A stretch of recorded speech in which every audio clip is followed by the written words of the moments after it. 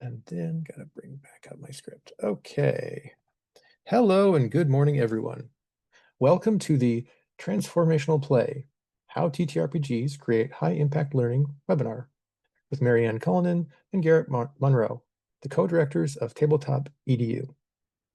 My name is George Bergstrom, and I am the Southern Regional Coordinator for the Indiana State Library's Professional Development Office. I'll be the question moderator for today. This webinar is being co-sponsored by the American Library Association's Games and Gaming Roundtable. I'd like to start off the webinar with a few announcements.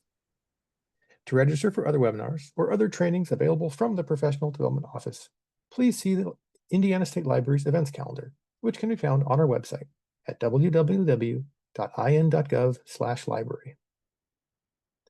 GameRT would like to announce that this year's Roundtable Spectacular will be held on October 24th, 2025, and the theme this year is intellectual freedom. I'll be dropping links in the chat later on with their blog and Discord if you'd like to follow up. Today's session is 1 hour, so you'll be eligible to receive 1 LEU.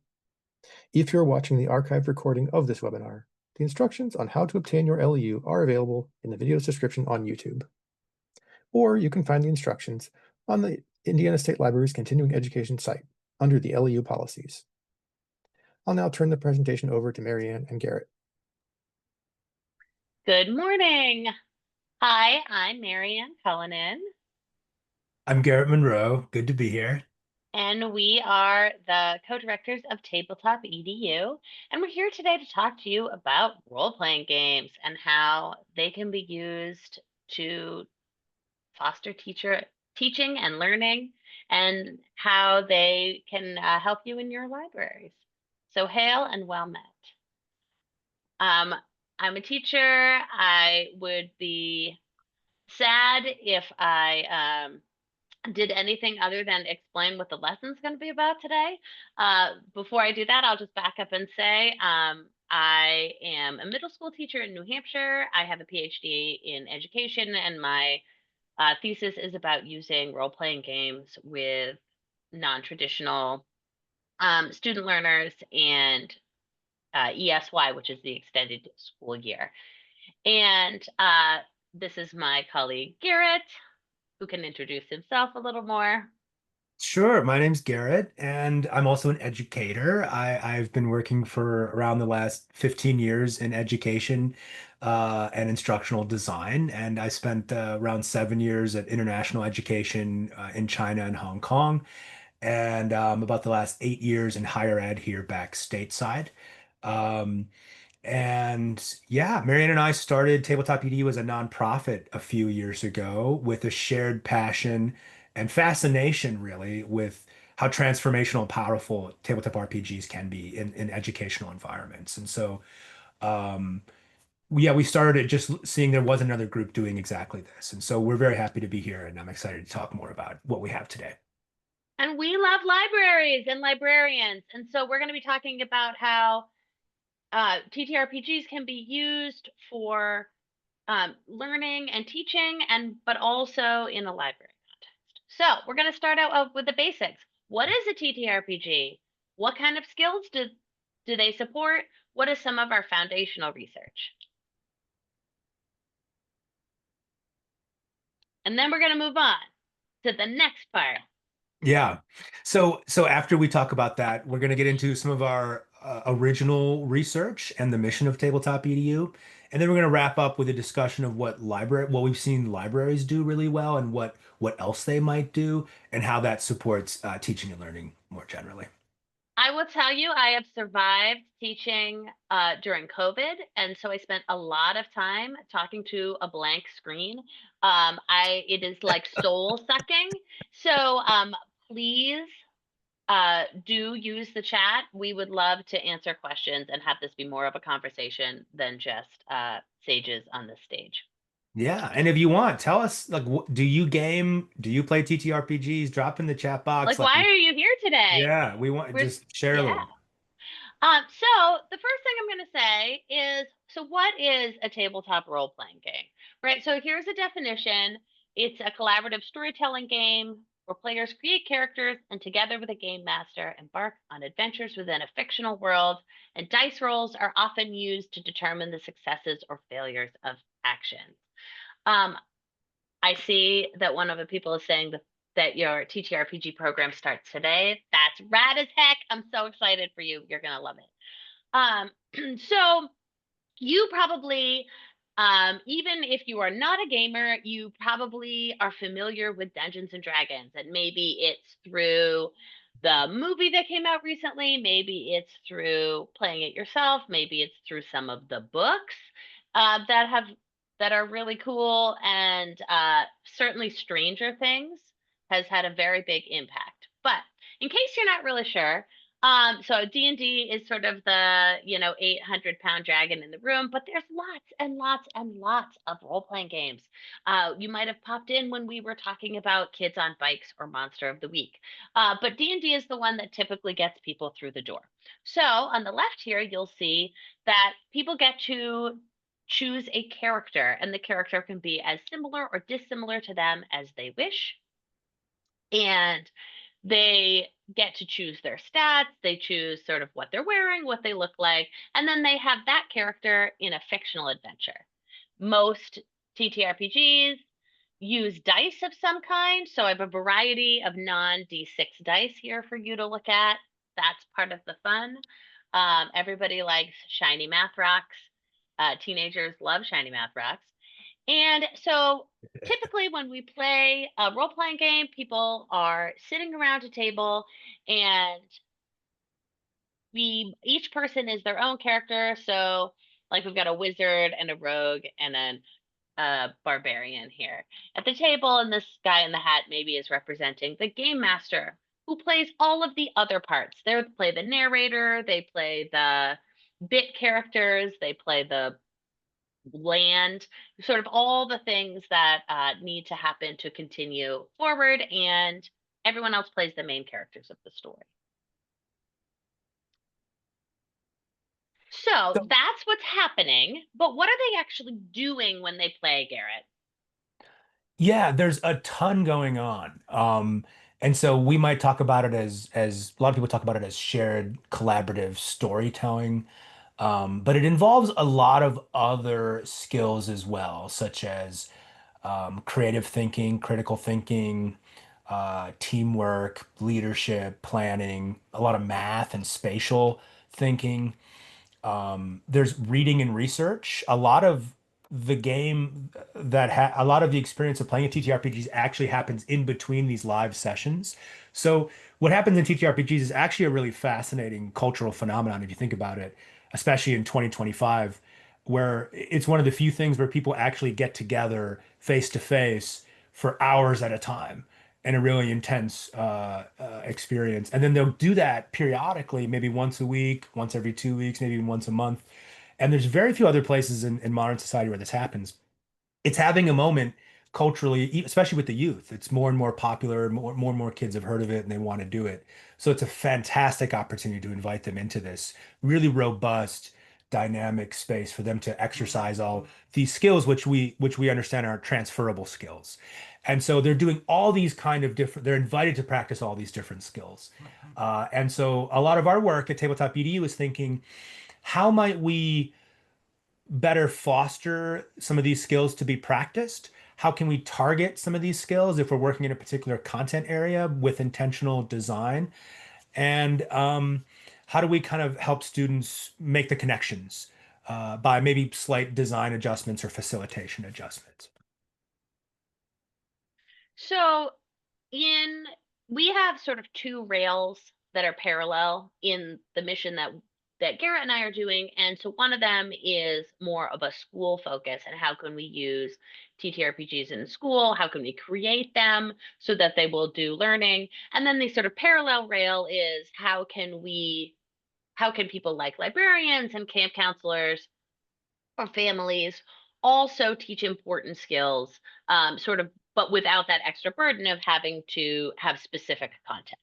And so one of the things that is incredibly helpful and important about using this kind of game is that it really helps build social skills and executive functioning. And if you've been not living under a rock for the past few years, you know that everyone is very worried about the executive functioning and social skills levels of all of the kids and some of the adults, really ever since COVID.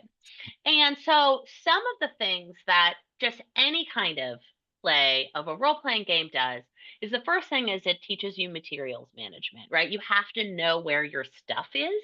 And then even reading that and being like, oh, I had rope this whole time. We've been trying to go down this mountain in fiction and we've been falling, right? So both physical and mental materials management. Another thing is you don't always get what you want, and the dice don't always roll the way you want them to, and the other people at the table don't always do what you want them to. And so this is a really great way for children to build frustration tolerance in a low stakes setting, because no one actually burned down an orphanage, right? Whoops. And so there might be a consequence that's in game, but you come back to the table again with the people you're playing with, you figure it out, and you, excuse me, you work on this together. And that's not something that they do a lot of right now, culturally. They have to communicate with each other, they have to take turns, and they have to build on each other's work. And again, these are things that happen over a long period of time. Ideally, right? You have kids from multiple sessions, and it's something that they build on slowly. But these are skills that they are going to have to take out into the world no matter what they do after they leave the table. So, one of the ways that I find really, really helpful to understand what happens when you're playing a role playing game comes from the work of Gary Allen Fine, who back in 1983 was interested role playing games, and people who play them were still very much a sort of like I live in the basement and hide hobby, right? And this was, you might or might not be old enough to remember, there was like a satanic panic, like, and the question Gary Allen Fine was asking was,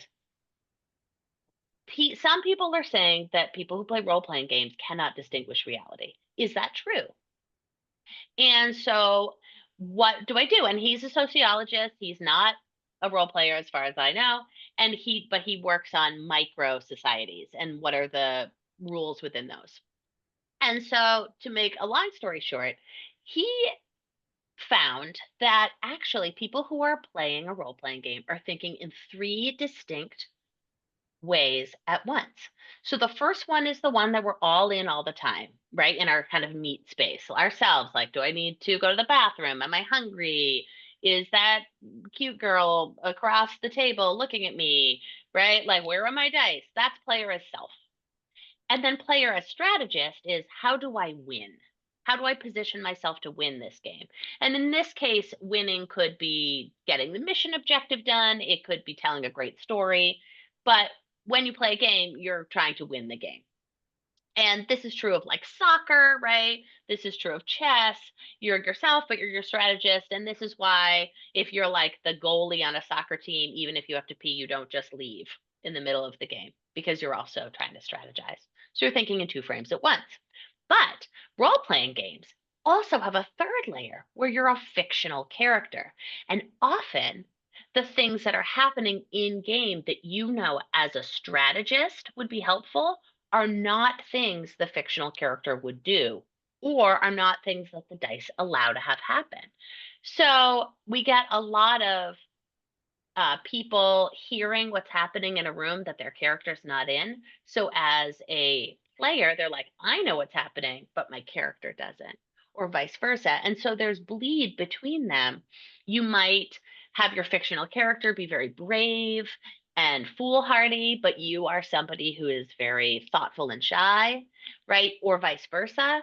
And so there's a way to sort of have a semi-structured social interaction and practice some of these things as a strategist, as a fictional character. And so a role playing game is actually an incredibly complex series of frames of thinking all at the same time, which is really cool. I think, especially because when you look at a role playing game, Sometimes it just looks like a bunch of people hanging out at a table and then laughing about doing something ridiculous. But there's this very complex series of ways of thinking in addition to all of the skill sets. Yeah. And so I'm picking it up, and we're talking here a little more about theories and within the educational domain. And so we want to nod to some of the giants within pedagogy, such as Dewey, Freire, and G, who've informed a lot of modern theory and research on game-based learning and especially tabletop RPGs. So obviously I'm speaking to folks from library spaces, so we're all very familiar with the mighty Dewey, who wrote a lot about democracy and education, and who offers the community of inquiry model of thinking about higher ed, which is really rooted in this idea that education is vital to democracy and civic life.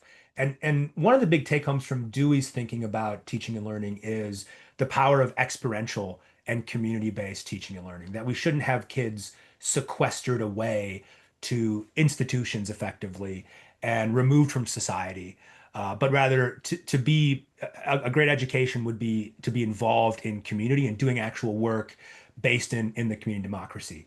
But that's actually really hard to do. It's very challenging to get students out in the community all day, all the time, to be interfacing with real world problems. It's a logistical nightmare. There's safety concerns. Tabletop RPGs, others have argued, and we argue, are an awesome solution to this challenge, in that through role play, through imagination, they get an opportunity to practice the empowerment and the agency that's really important to become democratic citizens.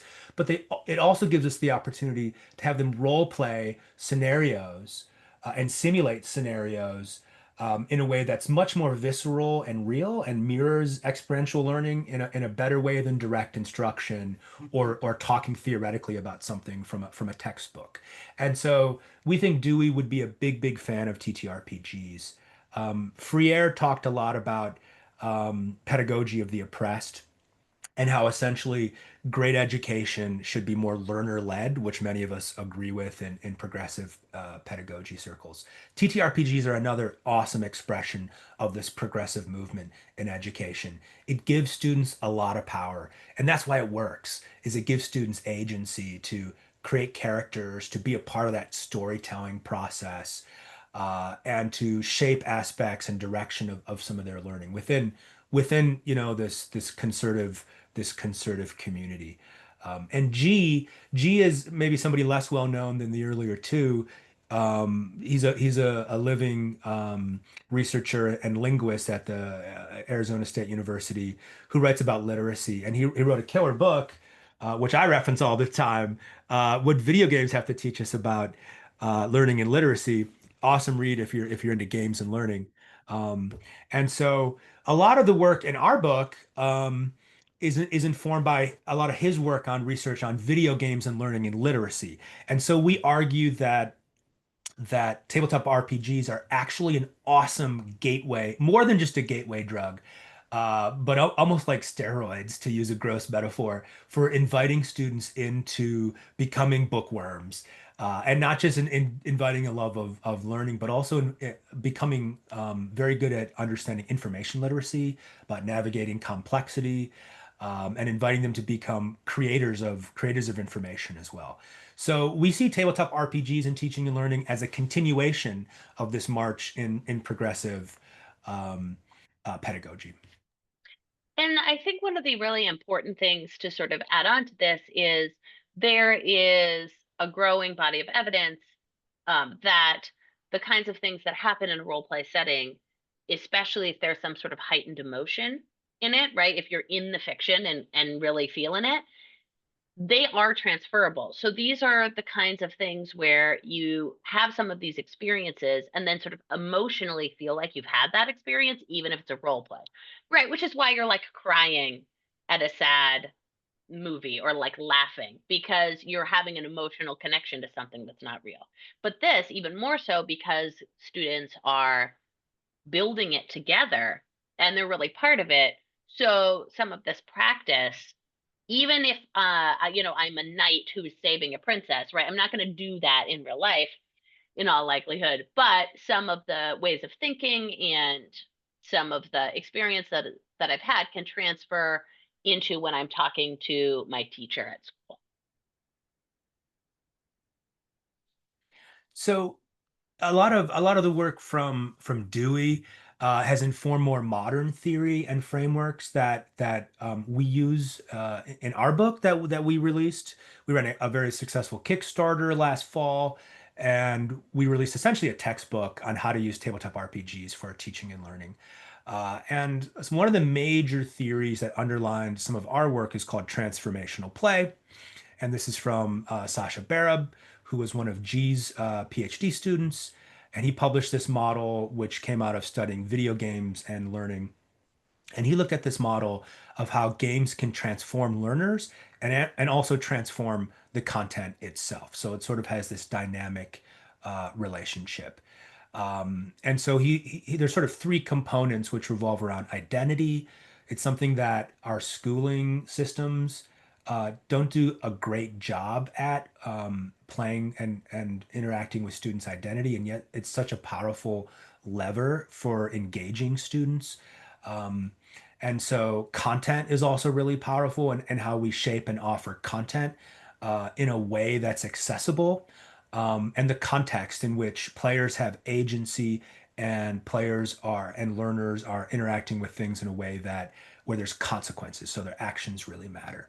And so when we think about your typical middle school, high school, or even first year college student, being in a position in a tabletop RPG game where they're able to take on a heroic character, they're able to work on content that's really meaningful and relevant to them, is a big change from how we often present content and learning in traditional institutional and direct instructional models.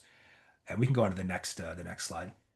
So yeah, there's sort of three components here that we use as guideposts when we design our modules. And in the next slide, I'm going to talk about an example of how we use these in an actual module we develop. So it's by really thinking about offering players with intentionality. So we might adjust a module where they're not just creating like a bloodthirsty barbarian, or a wizard, or something that's not super relevant to maybe content or skills we're interested in, but we might adjust that somewhat so that they're role playing something with more modern career tie-ins, for instance, like a STEM style hero or sci-fi based content. Um, and we also invite them to be more involved in the world, so that the fictional world, so that they're not running around. Oftentimes, if you ever run this with youth, tabletop RPGs, sometimes that agency, the freedom to really do whatever you want, can be really overwhelming. And they end up going around and kicking in doors and burning down the dungeon, or really kind of looking to break the world and break the game, which can be really distracting. Uh, and so one way we get around that is by inviting them into co-creating the world with them. And before the game even starts, for instance, helping them craft a character that they really care about and that's really connected with other characters and the fictional world. So there's much more about this in our book, but on the next slide, I want to just give a real example of one of these modules. This was around 2 years ago. I ran this module at a STEM academy up the road here in Northeast Ohio. And we designed a module, which I ran for 6 weeks with sixth and seventh graders. And this was a world set in sort of an Avatar style sci-fi setting. And what we were looking at understanding was, if we invited players to role play STEM heroes, computer scientists, biologists, engineers, technologists, and so forth. Um, would it change their real world interest in pursuing those careers? And so this was about really taking transformational play and thinking about it within this particular aspect of, by role playing certain identities, does that actually change and transform their own identity? Um, Identity is something that's really studied in other spaces with tabletop RPGs, such as around gender and sexuality. But I'm really interested in it in terms of career and academic identity. So, for instance, besides pursuing STEM jobs, how might this help? How might role playing certain types of characters or playing certain types of skills invite first generation college students to be more likely to pursue a college degree or go to college. And so this was the setting, and we can go to the next slide. And so the students absolutely loved it. They had a really good time, role playing their characters. They wanted a lot more of it. A lot of them were coming up with these, um, applying ideas from their science class to the encounters. And I was really conscious of not, as somebody who grew up playing Dungeons and Dragons, where, when I was playing as a kid, 80% of the time in D&D was taken up with combat. And it's just sort of how we played. It's what the rules were often oriented around in very early editions, especially of D&D. It sort of evolved from war games. And so one of the things we really want to speak to in adjusting TTRPGs for teaching and learning environments is a need to adjust some of those rules. And combat is just, running an hour-long combat session simply is unaligned with the learning outcomes, right?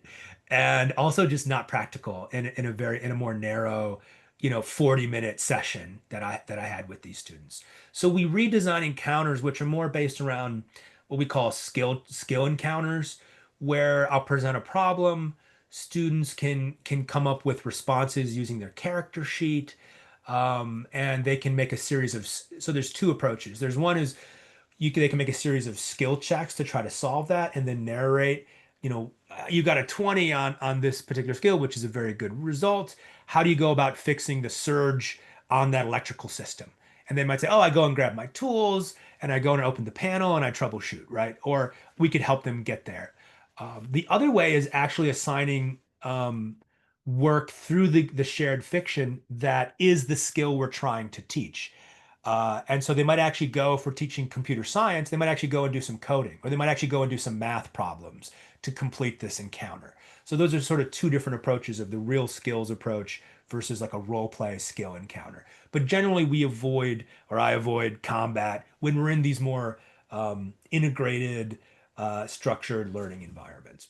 You know, I think it's important to note, right? We at a in a library setting too, it's not that we're against combat, and that's part of what draws some kids in, but the story and the narrative is often more interesting when kids have choice. If the only thing possible to do is go murder everyone in the camp, right? So you can steal their gold or something, that's not a very interesting story.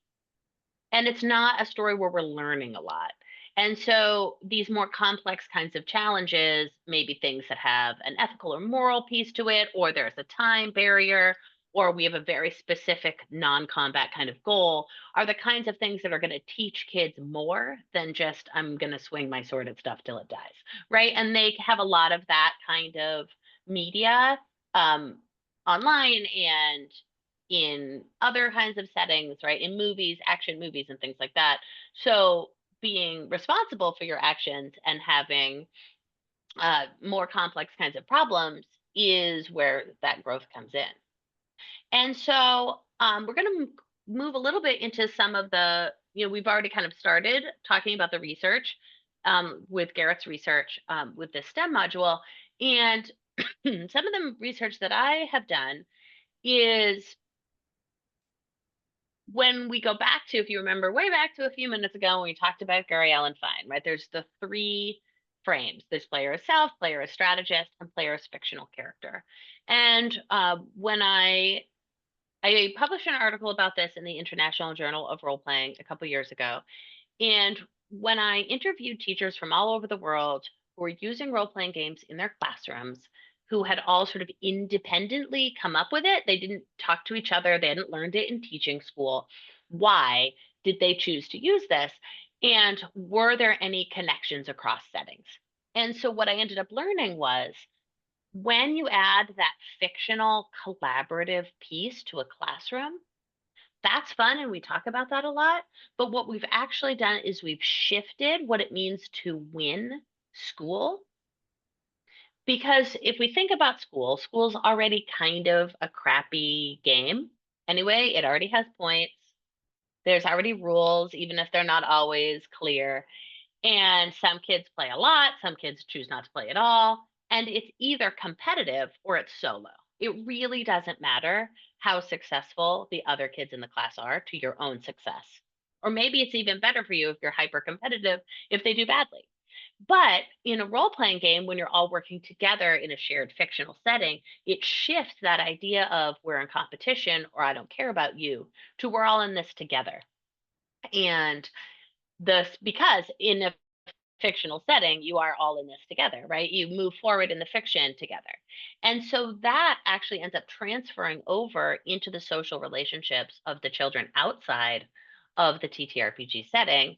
And like in the cafeteria, it also creates a system where students will take more academic kind of risks because the reward is greater beyond, okay, I got a 90 or I got a 50 on this. Right now, I'm moving on to the next thing. It matters that we get an 90, and it matters that everybody gets a 90. So we pass this, just as Garrett was saying, right? We've done this coding or whatever it is. We all need to get to the level that we need to pass this. So how can we work together to do that? And so that is a really important and interesting result in this sort of age of social media and kind of everybody for themselves. So we have taken a lot of these ideas that we have together and try to put them all into one framework. And so Garrett, can you talk to us more about the framework? Yeah, and this is something we're proud of. This came out of a research seminar I ran a few years ago, and I was teaching pre-licensed teachers at Hiram College, and the course was really about pedagogy methodologies and game-based learning. And so we were collectively creating this huge folder of all this research on game-based learning. And after going through all of it, it was like we were like having this conversation. It was like there really isn't a framework here that speaks to all these different skills that we've seen TTRPGs can and often do promote through play. And so we wanted to create a framework that gave it sort of a view of 30,000 feet of all these different areas that TTRPGs offer players and game masters. And so many of these are discussed in certain papers or certain areas, but we wanted to present this to administrators and researchers and practitioners to say there is just a ton of potential. And a lot of this happens even through casual play. And so, even just inviting students just to play the games themselves can be extremely beneficial. So, as librarians, of course, we're going to get into this more. How to create spaces just to have kids get into the hobby, get into casual play. But even more so, we think we can turbocharge it with some slight design adjustments or bring it into special spaces. So, I just want to highlight, socio-emotional thinking we've talked a little bit about earlier in this presentation. This is discussed quite a bit by other groups and other spaces. We've also talked a bit about academic literacies, such as how playing tabletop RPGs invites a lot of reading and navigating complexity and academic style speaking and listening, actually. We've talked a bit about identity and how identity is a powerful lever to pull with teaching and learning. These two others I won't dwell on, but one of the newer ones that isn't really discussed much, which is prescient for 2025, is attention restoration. And this came out of some work I've done with mindful technology and thinking about screen time.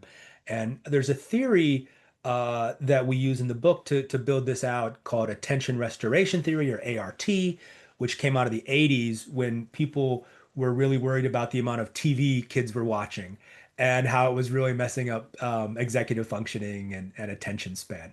And they found one of the most powerful antidotes to restore attention is time in nature. And so there's a fantastic paper that came out a couple years ago called Contrasting Green Time with Screen Time. And it informed a whole series of work I did at Hiram College on restoring cognitive function and attention span by getting students to go outdoors. Well, the framework also, we think, applies to playing tabletop RPGs. And actually, by playing a tabletop RPG, it can also create the conditions that green time or time in nature offer. And those are the four conditions enlisted below here. What's something called soft fascination versus hard fascination, which happens when you're on a screen. Soft fascination I won't get into the weeds here. Actually, because I could speak about this for 20 minutes, but we think actually playing tabletop RPGs, getting involved in the hobby, playing a bit of this can be really restorative. Even if you think about it just as a trade-off between time when students are not on their screens and they have their nose in a book or they're sitting with their friends, paper and pen, rolling dice. This is time when they're not on the screens, but more than that, we think that this hobby, this activity actually really does restore attention and cognitive faculties in a really powerful way. So there's much more on the book in that. Well, and especially this piece of being away, right? In the original attention restoration theory, you're physically away from everybody else. And in this case, you're maybe not away, but you are in a separate space, often like a library, and you're all at the table together, and then you're mentally away There in it a is. shared setting that you have created. And so it's this attention to an imaginative place that you are not, that you are doing for an extended period of time. Even if it's 45 minutes, how often do kids spend 45 minutes doing anything without doing 100 other things right now? So yeah, so it's a really important piece, and we love this framework because it's all in one place, right? So if you're like, hey, I want to do TTRPGs in the library. And someone's like, oh, they're just playing games. You can say, well, actually, here's all the kinds of things that they're doing. So, I was just going to add, the being away. There's the some of the two components I hear when I talk to people who play this quite a bit and learners are the fictional identity, the character they create is a break from their own identity, which especially for young people is something they're really sorting out, middle school, high school, and that can be really stressful and exhausting, especially when you're, in the classroom and in the school environment, you're constantly feeling judged and seen, or even in their online communities where we know bullying is a problem and there's all this sort of peer monitoring and so forth. Being able to step outside of that and create a character that you can fall in love with and think about being a different sort of person and feel just comfortable and free in is something many, many people reflect on. One of the most restorative and powerful things about playing tabletop RPGs. And I think it's particularly powerful for young people. And then the other being away component is that shared reality, that new shared fantasy world. And it doesn't just happen for those 45 minutes, those 2 hours. This is a space that is installed in players' psyche throughout the campaign. And if it's a game that they play for a while, it's a permanent place. It's a place they can daydream about, and a place they can kind of escape from whatever they're worried about. So this is so the way in which with, we yeah. yo, sorry, I didn't mean to interrupt you. I wanted to give a quick personal story, which is in the game that I'm playing, we were investigating at a dance club, and we had this whole discussion about like how everybody danced or if they danced. Yeah. And so in a shared chat for the next couple of weeks, people kept sending TikTok videos of like, oh, this is your character, oh, this is your character, right? And so we're like, here's this joke, and we have this shared joke and this shared schema and a shared language, insider talk about a place that does not exist and people who are not real. But and so that's that. I wanted to add that to sort of add to what you were saying, Garrett, about being away. Right, we have this continual fictional shared experience, even when we're not at the table. I love that. And that's how, right, shared experiences, repeat shared experiences that are pleasurable or at least semi pleasurable, are a way that we make friends. And Oh so yeah. if you're sitting down at the table, even as a teenager with other strangers, you're building this shared experience together. And even if the characters are having a bad time, the players are having a good time. Right. This is a simple framework that we found useful in talking about different ways in which you might bring tabletop RPGs into teaching and learning environments. These are a lot of questions we get because people who are new to this think, how could I possibly bring Dungeons and Dragons into my classroom? Well, there's You different can't. ways of right, yeah. Well, and so we have sort of, and this is our, there's other ways of doing it, but broadly speaking, we see there's sort of three ways of doing it. There's a co-curricular approach, which might be like an after-school club where TTRPG people come and they just play the hobby. Um, And there might be a semi-integrated model where they, within a class, within a course, maybe once a week, maybe a couple times a week, they engage in a role play enhanced lesson or activity.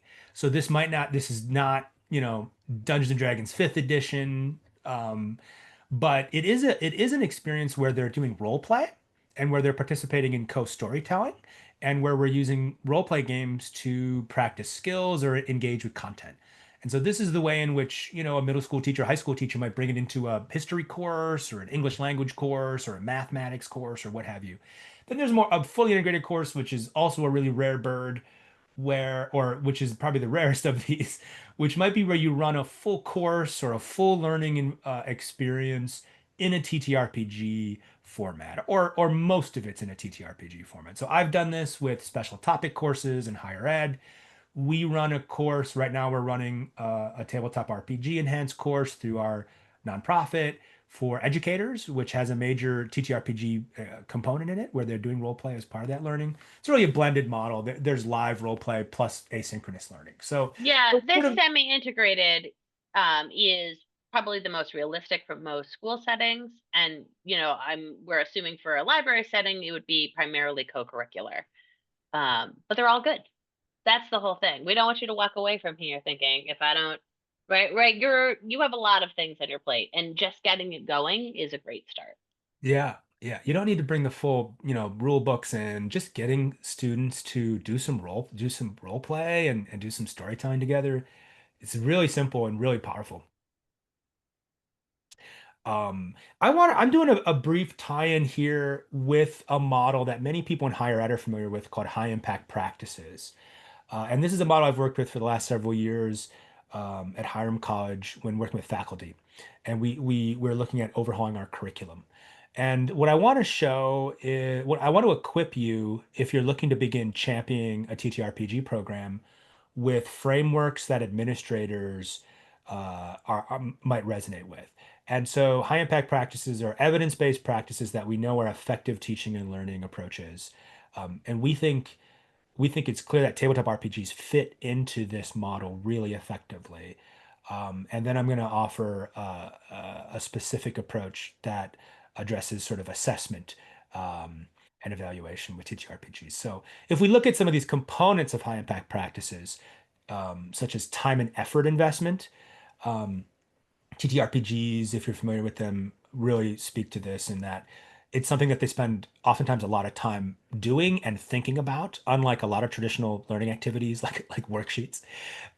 It creates meaningful interaction. A lot of this is around the buy-in and the characters they create and the shared fiction, the agency students and learners have. They really care about these things more when they're excited to play. There's collaborative learning. There's diverse perspectives, of course, as we are forced to take, as Marianne's pointed out through Fine's research, not only am I taking the perspective of my fictional character, but also the other fictional characters at the table, and also the other real people at the table. And so there's this wonderful mental gymnastics of empathy going on and perspective taking that we think really breeds diverse perspectives. Frequent and meaningful feedback. You're getting instant feedback all the time through live tabletop playing. And we suggest also we tie this in with academic practices like related assignments and evaluation that I'm going to outline briefly. Reflection integration is another major component. But yeah, we can go to the next slide. Well, I would love to add in Yeah. that, and again, even in a co-curricular setting, this reflection and integration piece is important. Taking that last couple of minutes to say, what did we learn today? How'd people do? What's your favorite thing that happened? What are you going to be thinking about this week? What problems did we not solve?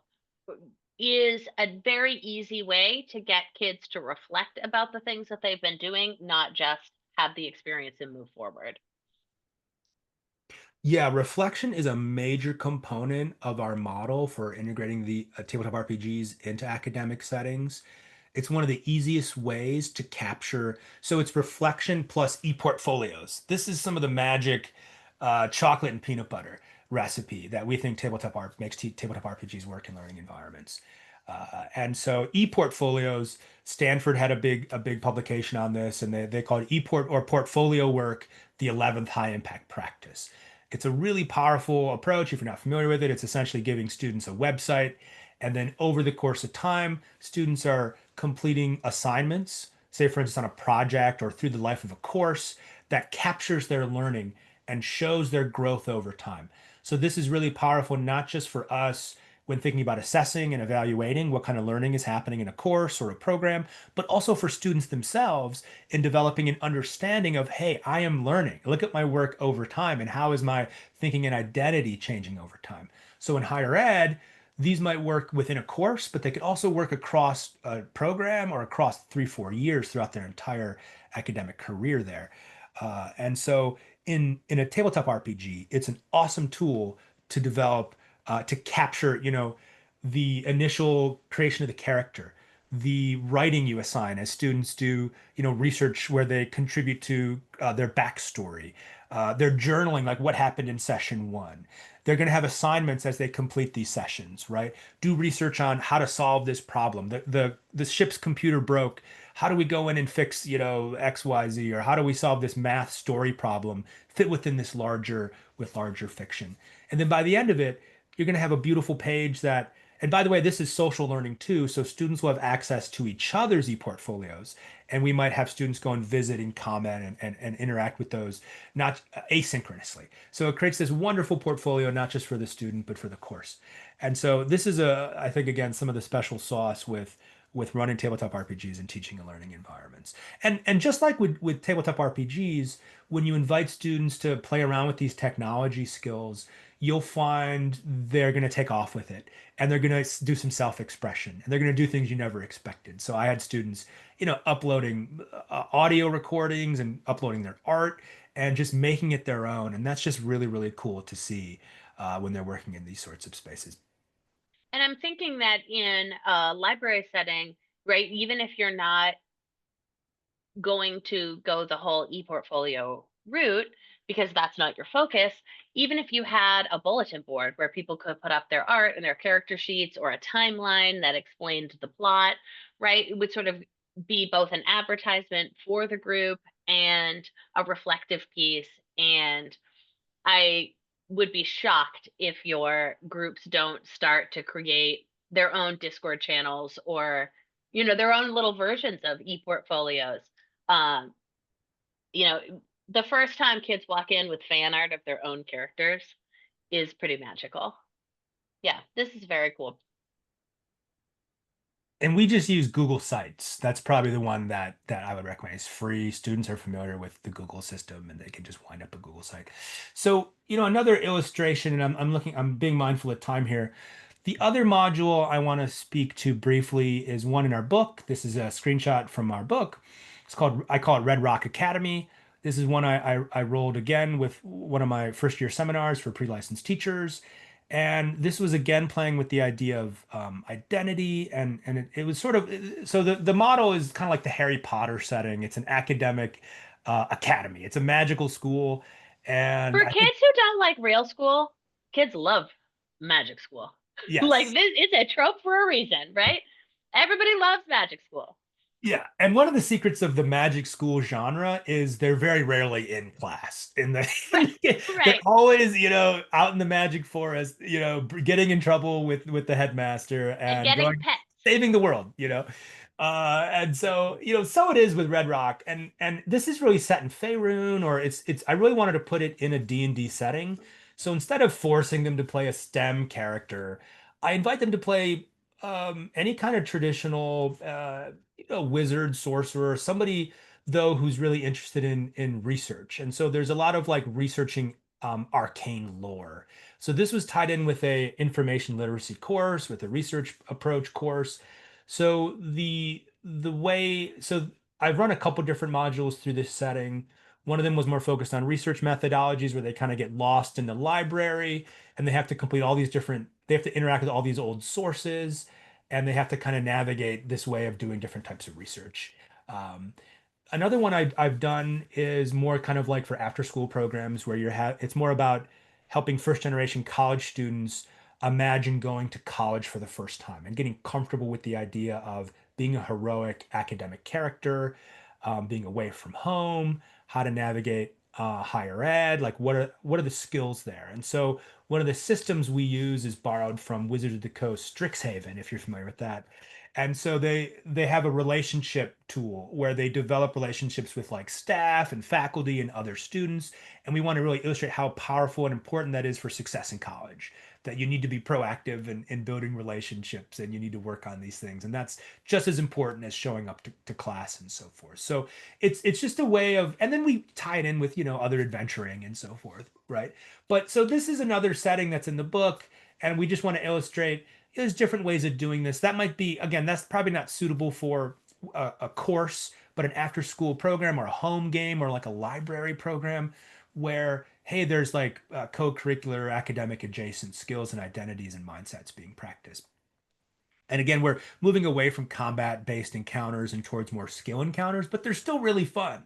You might have a boss fight at the end, or the boss fight might be a blend of, research and combat, and so forth. But there's a lot of work in between where students are excited to do actual research and writing and do discussion. Because realistically, you can have combat at college. It's not going to end well. You might want to have some other things in your pocket, right? I mean, you can't just go around punching people, but that's not going to help with the relationship building. Yeah. So we have talked a lot about kind of what we're trying to do here and there. We're going to kind of put it all together now and kind of move into what we're hoping you'll be doing. So ultimately, in our nonprofit Tabletop EDU, we are helping students become sort of the game masters of their own lives, right? We want them to learn the basics of how to play through guided play experiences and kind of become more and more of co-creators, and then ultimately not need us anymore. And that's sort of both a metaphor for their lives and actually practically what we want them to be able to do, right? We want them to be able to build their self-efficacy. We want them to be able to build all the skills that we've talked about and all of the different kinds of things that all of these sort of big masters of theory have talked about. And so, as I talked about before, there's sort of the dual rails. There's the rail of how can we do this in a classroom setting, and then how can we do this in a co-curricular or outside of school setting. And that is where you guys come in. So what can libraries do, right? So the easiest thing you can do is just provide a safe space for self-directed play. If you can provide some resources, some books, some materials, ideally a little expertise, right? Kids will get a lot of the benefits of TTRPG play just from doing it and going through these things and having just sort of like somebody with an ear out that helps navigate if they get stuck. Ideally, if you could have a librarian or some sort of community member who sort of shares the same goals as you do, run some groups at least to get started so you can build capacity within your patrons and then they can start to run them for themselves. That'd be really great. A little expertise is very good. There is unending amount of advice for role-playing games on the internet because it turns out people who play them like to think about them outside of playing, right? And on all the different frames. Excuse me. So you have a lot of resources that don't cost any money. A lot of the sort of TTRPG books are out there for low or no cost online digitally and can be downloaded or printed out. Dice are very inexpensive. It turns out that role-playing nerds love baby role-playing nerds, and if you put out the call, you will get a ton of people who want to give you materials.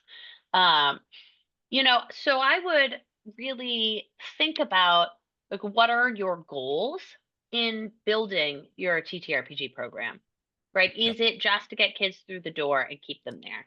Is it to have kids read more, right? Think about your space and your goals, and then tweak the program a little bit to best meet those goals. Because really, kind of, if you build it, they will come. And with very little help, it can become a very transformative experience for them, even more so than it would be normally. Garrett, any more words of wisdom? No, I mean, this is, yeah, what awesome, important work this is. I mean, I would just say, I can't think of anything in my mind more awesome than creating D&D groups at libraries for kids. Like, go do this amazing work. And it changes lives. You know, it's not for everybody. It's not for every kid, but the kids who show up are gonna be geeked out and they're gonna be so excited to play. I have one of my former students is a librarian now, and she runs a program once a week at a library, and she has 20 kids show up. And she just like, there is just not enough. She's really working to like find more game masters and turn the kids into game masters and have them because it's unwieldy to do a 20-person group. But there is so much excitement from youth around this idea. And it is a tough thing to get going because unlike video games or like board games, it's not off the shelf, it's not out of the box. And so you do need somebody to go in. You need somebody you know, who can go and facilitate a game space and get it going. But as Marianne suggested, the TTRPG community is awesome. And if you put the call out, you're going to find volunteers. If you don't have staff or faculty, you're going to find volunteers, other students or other community members who could help get things going and get things cooking.